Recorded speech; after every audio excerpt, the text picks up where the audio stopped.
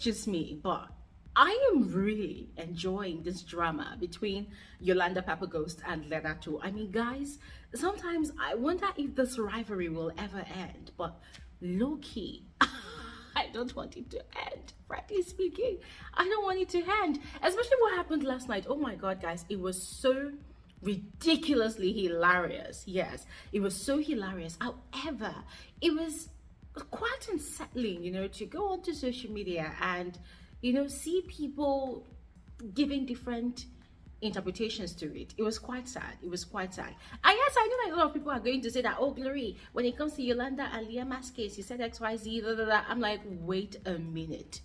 Do you even know the genesis of this rivalry? Do you? Do you know the genesis? And you see, that's the problem. A lot of people do not really know. Yeah, a lot of people don't know. And so I was seeing different narratives like, oh, Yolanda has suffered, the whole house hates her, blah, blah, blah, blah, da, da, da, da. I'm like, oh my God. I think we need to finally have a conversation about the genesis of this rivalry between these people, Yolanda, Lerato, and Papaghost's. We need to do that, and we're going to do exactly that on this video. All right, so please make sure you watch till the end. Aside that, there was something fishy that happened between Biggie, big brother, your big brother, Sinaye and Liema. There was also a conversation between Liema and Lerato that sort of revealed something about this whole shipping situation between herself and Jareed. And guys, I almost gagged. So on this video, we're gonna spill it all. All right, so just go ahead, watch to the end. Do not skip out on any part. And of course, please go ahead, let me know your thoughts in the comment section below. And officially, you are all welcome to my YouTube channel. My name is Glory Elijah. This is Frankly Speaking with Glory Elijah, and I am the girl with the T. For those of you that are yet to become a part of this community, please go ahead and subscribe. If you don't know how to, just do exactly what you see on your screen. Now quickly, let's dive into the business of this video. Last night, Papaghost's and Lerato had prepared dinner and then had decided to not dish out food for Yolanda. So Willie was with them in the kitchen and they were explaining, everything that made them arrive at their decision yesterday. According to Papaghost's, Yolanda is fond of doing things around the house, and when you call her to order, the first thing she will tell you is, what you going to do about it? Nothing. We know that is Yolanda's line in the house, yes, and it is very, very annoying every time she does that, yes, especially to Papaghost's and Lerato. Some of the reasons he explained to Willie was, one, she pours chips in a plate and spills like a bunch of chips on the floor, and then she leaves them there. She laughs and says, what are you gonna do about it? And walks away. Yolanda had ironed her clothes and had left the iron on the ironing board on, did not switch it off, and had left it. And he had called her to come, put it off, but she did not answer him. She had walked away, saying the same thing. What you going to do about it? Nothing, blah, blah, blah. And another thing is, he had gone to the fridge, opened up a new pack of juice. Obviously, there was another pack, that was half already, but she opened a new one, poured majority of the content into a cup, drank just half of the cup and spilled out the rest. In other words, she's very wasteful with food, which is not just something that happened last night. She's always wasteful with food, and it's just very annoying to see. Lerato's reason was majorly that Yolanda is quite disrespectful to everybody generally, but also specifically to her man, Papaghost's, that she has warned Yolanda several times, about the way she talks to Ghost, the way she insults him unprovoked, but Yolanda would not stop. And so she's not going to cook for Yolanda and serve her food. Yeah, so those were their reasons. And guys, personally, I just felt like, well, I know that Yolanda is a handful, and most of the time, of all the housemates in the house, she deliberately tends to target Papaghost's a lot.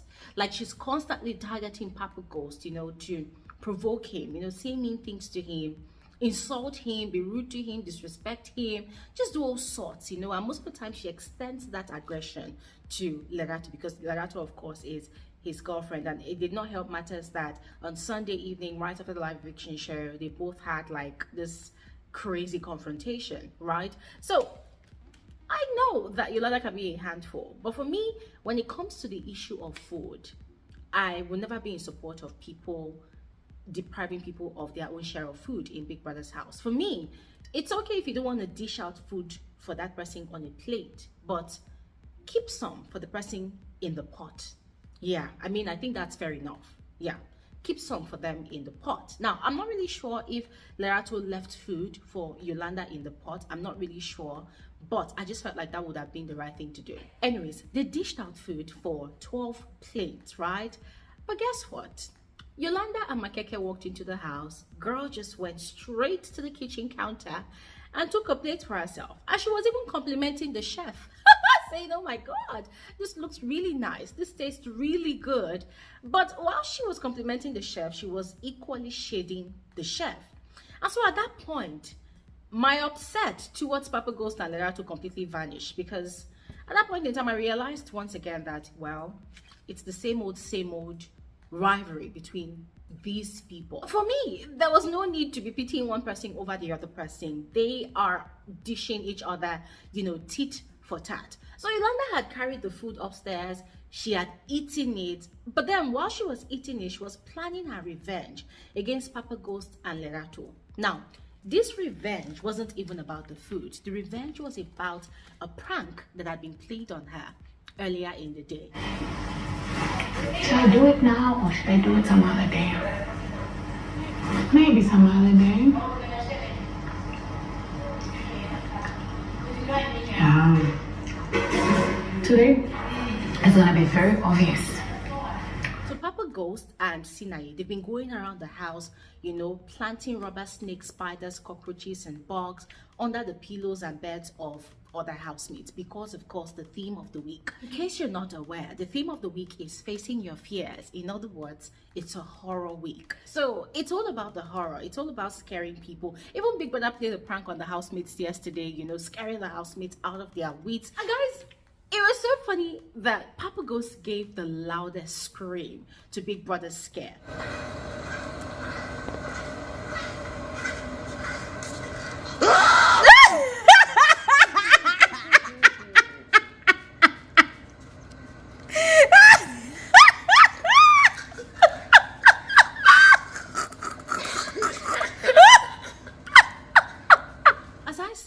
It's the theme of the week. Housemates are pranking one another. People are shouting, screaming here and there, but it's just for fun. It's just for entertainment. And so Papa Ghost and I think Sinaye, they had poured salt or sugar on Yolanda's bed earlier in the day. She had found it, but then while she was eating the food, she decided to revenge. So she had carried her bed sheet, went to dust off the sugar on Papa Ghost's side of the room, yes.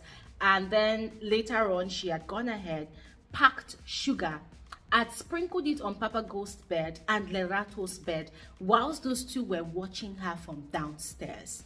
But they couldn't say anything. Why? Because it is the pranks that they've all been playing on each other. Yes, and I wished people understood this, because apparently a lot of people missed out on what's been happening since Monday. And so when they saw all of those things play out last night, automatically everybody was like, oh my God, they are suffering Yolanda in this house. Oh my God, these people are wicked. Papa Ghost and Lerato, they are wicked, they are mean. Oh my God, they hate this girl too much. And I'm like, everybody calm down. Calm your nerves, hold your horses. That is not what it is. It is the prank of the week. It is the theme of the week. So everybody calm down.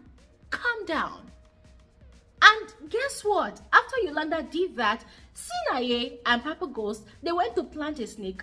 That's a rubber snake under Yolanda's pillow. She saw it. She was scared. Even earlier, they had planted a snake in the fridge. Makeke opens the fridge and this guy took for his life. So it's been fun and games in the house. It's not that deep. So people calm down. But speaking about the genesis of this rivalry between Yolanda, Papa Ghost, and Lerato, ladies and gentlemen, I want to remind you all that it started right from the very first week of this season. The launch show was on a Sunday. Monday, the housemates received their brief for their weekly wager task. They had their first briefing as strangers that had just been introduced into that confined space. Papa Ghost was very vocal, very assertive, about his ideas for the task. But guess what? Yolanda did not like it. She felt like, no, who is this guy? You just want to come and take over. Who are you? Da da da da da da. And then she started antagonizing Papa Ghost right from then. And then that very same week, she continued and continued. And when they had their first diary session, she said it, that the guy thinks he knows it all. The guy, wants to be the one giving ideas alone. It seems like he doesn't want to listen to other people's ideas. And so she's going to be the one to antagonize him. And that is what she's been doing ever since. And Papa Ghost too clocked that Yolanda does not like him. And this is what she's going to be on about this season. And so he's been giving her the same energy, not at the same degree. Sometimes Yolanda overdoes it towards him. But other times, guys, Papa Ghost will also reciprocate the energy. So both of them, they've been gossiping about each other to their various caucuses, their various circles. So when it comes to those two people, guys, that is the genesis of their rivalry. For Lerato, she just did not like Yolanda because of Yolanda's noise. And also because of the fact that Yolanda extended her grudge against Papa Ghost to Lerato. Lerato too has been reciprocating the energy. So guys, it's been tit for tat between these people. It's never been a case of, oh, they hate Yolanda so much, they are victim. No, let's not give anybody victim cards or whatever. Whatever happened between Yolanda and Liema the other day, that is a separate situation. Let's not mix it all up, all right? And whatever happened yesterday, it was all about the pranks in Big Brother's house. And of course, the mutual rivalry between those people. Anyways, moving on to the fishy event that had happened between Biggie, Sinaye, and Liema. So, there had been a conversation between Liema and Lerato earlier, and that conversation lasted for, I think, over 10 minutes, 10 to 15 minutes. Yes, and ladies and gentlemen, anyways, let me not even say what's on my mind, but you know. If you know, you know. Yeah. So, about Liema, Biggie, and Sinaye. Biggie had called Sinaye into the diary room. The guy had gone in there and then came out later. Afterwards, Biggie had called in Liema. Liema had gone in there and then come out. And then before we knew it, Liema was sitting on Sinaye's thighs. And then people saying, speed star, speed star. I'm playing. I'm playing.